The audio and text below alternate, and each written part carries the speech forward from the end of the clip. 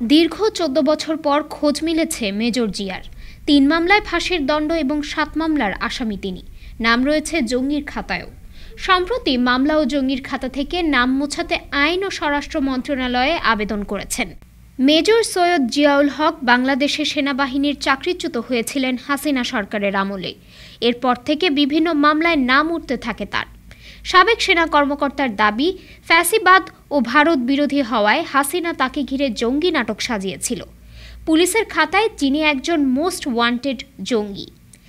গত ২৯ ডিসেম্বর আইন মন্ত্রণালয়ে নিজের মামলা প্রত্যাহারের আবেদন করেন মেজর জিয়া। এছাড়া মোস্ট ওয়ান্টেডের তালিকা থেকে নাম প্রত্যাহার করতে স্বরাষ্ট্র মন্ত্রণালয়েও আবেদন করেছেন।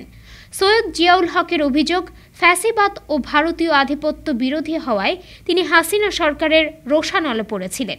তার সাথে যোগাযোগ করা হলে তিনি জানান, পা চাটলে সঙ্গী, না চাটলে জঙ্গি। বিগত ফ্যাসিস্ট ভারতীয় দালাল সরকার জানত কিভাবে জঙ্গি ট্যাগ ব্যবহার করতে হয়।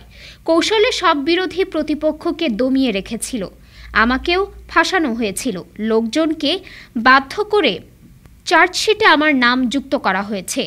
সৈয়দ জিয়াউল হক আরও বলেন, শুরুর দিকে আমাকে জঙ্গি বলা হয়েছে, পরে আল কায়দা এবং আনসার আল ইসলাম বলা হয়েছে, আরেক সময় আইএস বলা হয়েছে।